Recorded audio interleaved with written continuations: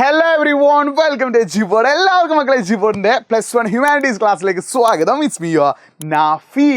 Yes, അപ്പോൾ നിങ്ങളുടെ Christmas exam ഇതാ നാളെയാണ് നടക്കുന്നത്. അപ്പോൾ നിങ്ങൾക്കറിയാം ഓരോ ചാപ്റ്ററിലും വളരെ ഇമ്പോർട്ടൻ്റ് ആയിട്ടുള്ള ക്വസ്റ്റ്യൻസ് നമുക്ക് തന്നുകൊണ്ടിരിക്കുകയാണ്. അപ്പോൾ ഈ ഒരു വീഡിയോയിൽ നമ്മൾ ചാപ്റ്റർ 3ലെയും 4ലെയും ഇമ്പോർട്ടൻ്റ് ആയിട്ട് എക്സാമിന് ചോദിക്കാൻ 100% ചാൻസുള്ള ക്വസ്റ്റ്യൻസ് നമ്മൾ ഡിസ്കസ് ചെയ്യുന്നു. അതിന് മുന്നേ ഞാൻ നിങ്ങളോട് 2 വൺ വേർഡ് ചോദിക്കുകയാണ്. In which country Altamira caves are situated? Altamira ഗുഹ സ്ഥിതി ചെയ്യുന്നത് എവിടെയാണ്? ഇതിന് ആൻസർ നിങ്ങളൊന്ന് കമൻറ്റ് ബോക്സ് ടൈപ്പ് ചെയ്യണേ. കമൻറ്റ് ബോക്സ് ടൈപ്പ് ചെയ്യുമ്പോൾ നിങ്ങളുടെ പേരും നിങ്ങൾ പഠിക്കുന്ന സ്കൂളും കൂടി ചെയ്തിട്ട് കമൻറ്റ് ചെയ്യുക. രണ്ടാമത്തെ question, in which country Lascaux caves are situated? Lascaux ഗുഹ സ്ഥിതി ചെയ്യുന്നത് ഏത് രാജ്യത്താണ്? ഈ രണ്ടിൻ്റെയും ആൻസർ നിങ്ങളൊന്ന് കമൻറ്റ് ബോക്സിൽ ടൈപ്പ് ചെയ്യണേ. അപ്പോൾ ഒറിജിൻ ഓഫ് ഹ്യൂമൻസ് ഉള്ള ഈ 3rd ചാപ്റ്ററിലെയും അതേപോലെ culture formation in middle ages എന്നുള്ള 4th ചാപ്റ്ററിലെയും ഇമ്പോർട്ടൻ്റ് ആയിട്ടുള്ള ക്വസ്റ്റ്യൻസ് നമ്മൾ എന്ത് ചെയ്യാൻ പോവാണ്? ഡിസ്കസ് ചെയ്യാൻ പോവാണ്. അപ്പോൾ പരമാവധി ഫ്രണ്ട്സിലേക്ക് എന്ത് ചെയ്യുക? ലിങ്ക് ഒന്ന് അയച്ചു കൊടുക്കുക. കാരണം നിങ്ങളുടെ ഫ്രണ്ട്സിൽ ഒരുപാട് ആളുകൾക്ക് ഇപ്പോഴും +1 ഹിസ്റ്ററിയുടെ ക്ലാസ് എജ്യൂപോർട്ട് തരുന്നത് അറിയാത്തതുണ്ട്. പരമാവധി ഫ്രണ്ട്സിലേക്ക് ലിങ്ക് ഒന്ന് ഷെയർ ചെയ്യട്ടോ. അപ്പോൾ ഇതിൽ ഒരുപാട് തവണ എക്സാമിന് ചോദിച്ചൊരു ക്വസ്റ്റ്യൻ ആണ്, compare the features of Australopithecus and Homo. ഓസ്ട്രലോപിത്തേക്കസിൻ്റെയും ഹോമോയുടെയും സവിശേഷതകൾ താരതമ്യം ചെയ്യാൻ 4 മാർക്കിന് എക്സാമിന് ചോദിക്കാറുണ്ട്. അപ്പോൾ എന്തൊക്കെയാണ് ഓസ്ട്രലോപിത്തേക്കസിൻ്റെയും ഹോമോയുടെയും ഡിഫറൻസസ്? ഓസ്ട്രലോപിത്തേക്കസ് എന്ന് പറഞ്ഞ വാക്കിൻ്റെ അർത്ഥം എന്താ? സദേൺ എയ്പ്പ് അഥവാ ദക്ഷിണദേശത്തെ വാനരൻ അഥവാ തെക്കൻ കുരങ്ങുന്ന. ശ്രദ്ധിക്കണേ, സദേൺ എയ്പ്പ് അഥവാ ദക്ഷിണദേശത്തെ വാനരൻ അഥവാ തെക്കൻ കുരങ്ങുന്നാണ് ആരർത്ഥം? ഓസ്ട്രലോപിത്തേക്കസ് എന്നുള്ള വാക്കിൻ്റെ അർത്ഥം. They have many features of apes. ആൾക്കുരങ്ങളുടെ ഒരുപാട് സവിശേഷതകൾ ആർക്കുണ്ട്? ഓസ്ട്രലോപിത്തേക്കസിനുണ്ട്. ഇവരുടെ ഫോസിൽ കിട്ടിയത് എവിടെയാടാ? Olduvai Gorge in East Africa, ഇന്നത്തെ ടാൻസാനിയയുടെ ഭാഗമായിട്ടുള്ള ഒൽദുവായ് ഗോർജ് എന്നാണ് കേട്ടോ. ഇവരുടെ പ്രത്യേകത എന്താ? They have small brain size. ഇവരുടെ തലച്ചോറ് ചെറുതാണ്. ഹെവിയർ ജോസ്, പുറത്തേക്കുന്തിയ താടിയല്, ലാർജർ ടീത്ത്, വലിയ പല്ലുകൾ. ഇതൊക്കെ ആരുടെ സവിശേഷതയാ? ഓസ്ട്രലോപിത്തേക്കസിൻ്റെ കേട്ടോ. ഇനി ഹോമോയിലേക്ക് വരികയാണെങ്കിൽ ഹോമോ എന്നുള്ള വേർഡിൻ്റെ അർത്ഥം എന്താടാ? മാൻ അഥവാ മനുഷ്യൻ എന്നാണ്. ദേ ഹാവ് ലാർജർ ബ്രെയിൻ, വലിയ തലച്ചോറുണ്ട്. ജോസ് വിത്ത് റെഡ്യൂസ്ഡ് ഔട്ട്വേർഡ് പൊസിഷനിൽ, അതായത് എന്താ, കുറച്ച് ഉന്തിയ താടിയല് ആൻഡ് സ്മോളർ ടീത്ത്, ചെറിയ പല്ല്. ഇത് ആരുടെ പ്രത്യേകതയാണ്? ആരുടെ പ്രത്യേകതയാണ്? ഹോമോ അഥവാ മനുഷ്യൻ്റെ എന്താടാ പ്രത്യേകതയാണ്. ഇത് എക്സാമിന് ഒരുപാട് തവണ ചോദിച്ചിട്ടുണ്ട്.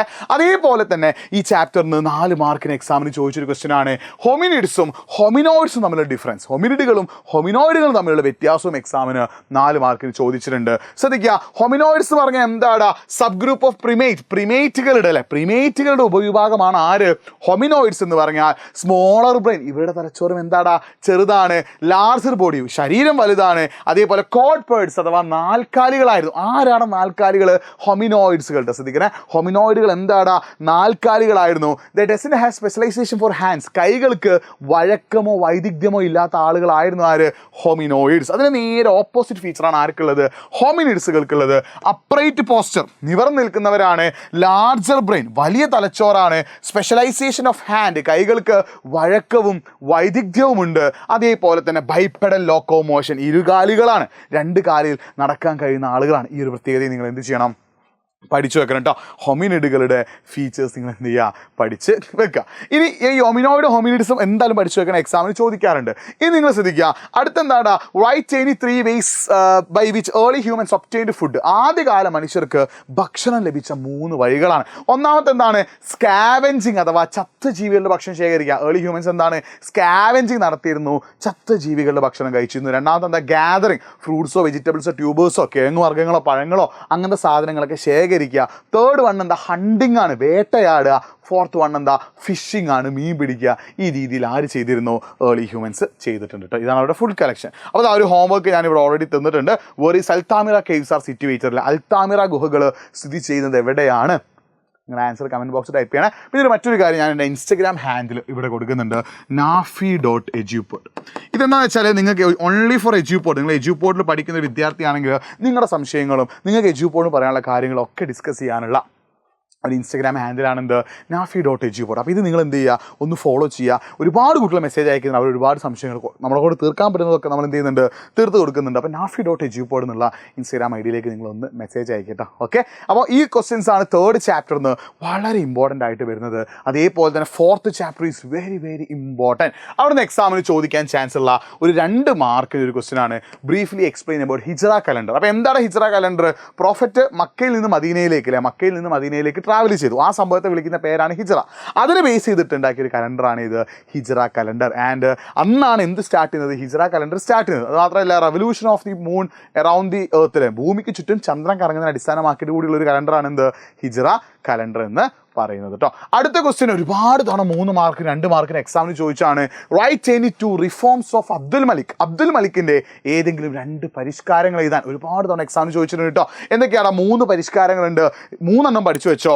ഒന്നാമത്തെ എന്താ, Arabic was adopted the official ലാംഗ്വേജിൽ, അറബി ഭാഷയെ എന്താക്കി മാറ്റി, ഔദ്യോഗിക ഭാഷയാക്കി മാറ്റി. രണ്ടാമത് എന്താ, build the Dome of the Rock in Jerusalem, ജെറൂസലേമിൽ എന്ത് പണി കഴിപ്പിച്ചു, ഡോം ഓഫ് ദി റോക്ക് പണി കഴിപ്പിച്ചു. ഇംപ്ലിമെന്റഡ് ഇസ്ലാമിക് മോണിറ്ററി സിസ്റ്റം, ഇസ്ലാമിക നാണയ വ്യവസ്ഥ നടപ്പിലാക്കി. ഇതൊക്കെ ചെയ്തത് ആരാടാ, അബ്ദുൽ മലിക്കാട്ട്. ഇതെല്ലാം ചെയ്തത് ആരാണ്, അബ്ദുൽ മലിക്കാണ്. It's very very important. Okay, ഈ ഒരു കാര്യം നിങ്ങൾ ഈ പോയിന്റ് തന്നെ പഠിച്ചു വെച്ചാൽ മതി. അടുത്ത ക്വസ്റ്റൻ എന്താ, ബ്രീഫ്ലി എക്സ്പ്ലെയിൻ അബ്ബാസി റെവല്യൂഷൻ. അബ്ബാസി വിപ്ലവത്തെ കുറിച്ച് വിശദീകരിക്കാനാണ് 4 മാർക്കിന് എക്സാമിന് ചോദിക്കാറുണ്ട് കേട്ടോ. അപ്പോൾ എന്താണ് അബ്ബാസി റെവല്യൂഷൻ എന്ന് പറഞ്ഞാൽ, ഉമയ്യിഡ്സിനെ റൂളിങ്ങിൽ നിന്ന് മാറ്റി അബ്ബാസിഡ്സിനെ റൂളിങ്ങിൽ കൊണ്ടുവന്നിട്ടുള്ളത്. അതായത് ഉമയ്യിഡ്സിനെ അധികാരത്തിൽ നിന്ന് മാറ്റിയിട്ട് അബ്ബാസിഡ്സിനെ അധികാരത്തിൽ എത്തിക്കാൻ കാരണമായ സംഭവമാണ് എന്ത്, അബ്ബാസി റെവല്യൂഷൻ. ഒരു 1 വേർഡ് ചോദിക്കട്ടെ, which is the capital of Umayyads. ഉമയ്യിഡുകളുടെ തലസ്ഥാനം ഏതാടാ? ആൻസർ കമന്റ് ബോക്സിൽ ടൈപ്പ് ചെയ്തിട്ട് which is the capital of Umayyads. ഉമയ്യിഡുകളുടെ തലസ്ഥാനം ഏതാണ്? ആൻസർ നിങ്ങൾ ഒന്ന് കമന്റ് ബോക്സിൽ എന്ത് ചെയ്യുക, ടൈപ്പ് ചെയ്യുക. ഇറ്റ്സ് വെരി വെരി ഇമ്പോർട്ടൻറ്റ് കേട്ടോ. ഓക്കെ, നിങ്ങൾ ടൈപ്പ് ചെയ്യുമ്പോൾ നിങ്ങളുടെ പേരും നിങ്ങൾ പഠിക്കുന്ന സ്കൂളും കൂടി ചെയ്തിട്ട് എന്ത് ചെയ്യുക, ഒന്ന് കമന്റ് ചെയ്യുക. അപ്പോൾ ഈ അബ്ബാസി റെവല്യൂഷൻ സ്റ്റാർട്ട് ചെയ്ത് എവിടെയാണ്? ഖുറാസാനിലാട്ടോ. എവിടെയാണ്? ഈസ്റ്റേൺ ഇറാന്റെ കിഴക്ക് ഭാഗത്തെ നഗരമായിട്ടുള്ള ഖുറാസാനിലാണ് അബ്ബാസി റെവല്യൂഷൻ സ്റ്റാർട്ട് ചെയ്തത്. ഈ അബ്ബാസി റെവല്യൂഷൻ സ്റ്റാർട്ട് ചെയ്യാൻ കാരണമായിട്ടുള്ള ഒരു മൂവ്മെൻ്റാണ് ദവ. ഈ ദവ എന്ന് പറഞ്ഞ മൂവ്മെൻറ്റിൽ ആരുണ്ട്? ഇറാനികളും അറബികളും. ഇറാഖിലെ അറബികളുണ്ട്, ഇറാഖിലെ അറബികളും ഇറാനുള്ള ഇറാനികളും, 2 ആളുകളും കൂടി ചേർന്ന് ആരംഭിച്ച ഒരു മൂവ്മെൻ്റാണ് ഇത് ദവ എന്ന് പറയുന്ന പ്രസ്ഥാനം. ഈ പ്രസ്ഥാനം എന്താ ചെയ്തത്? ഇവർക്ക് ആരോട് എതിർപ്പുണ്ടായിരുന്നു? ഉമയ്യിഡ്സിനോട് എതിർപ്പുണ്ടായിരുന്നു. അപ്പോൾ അങ്ങനെ ഈ പ്രസ്ഥാനത്തിലുള്ള ആളുകൾ, ദവ എന്ന് പറഞ്ഞ പ്രസ്ഥാനത്തിലുള്ള ആളുകൾ എന്ത് ചെയ്തു? പ്രവാചകൻ പ്രൊഫറ്റ് മുഹമ്മദിൻ്റെ അമ്മാവൻ അഥവാ അങ്കിളായിട്ടുള്ള അബ്ബാസിൻ്റെ തലമുറക്കാരായുള്ള അബ്ബാസുകളെയും കൂട്ടിച്ചേർത്തുകൊണ്ട് ഉമയ്യിഡ്സിനെതിരെ ഒരു റെവല്യൂഷൻ അഥവാ വിപ്ലവം നടത്തി.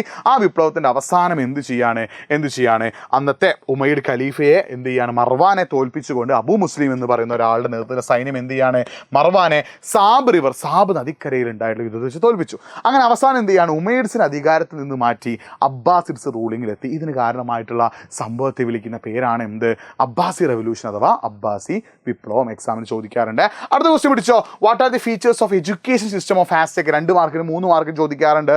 ആസ്ടെക്കുകളുടെ വിദ്യാഭ്യാസ സമ്പ്രദായത്തിൻ്റെ സവിശേഷതകൾ എന്തൊക്കെയാണ്?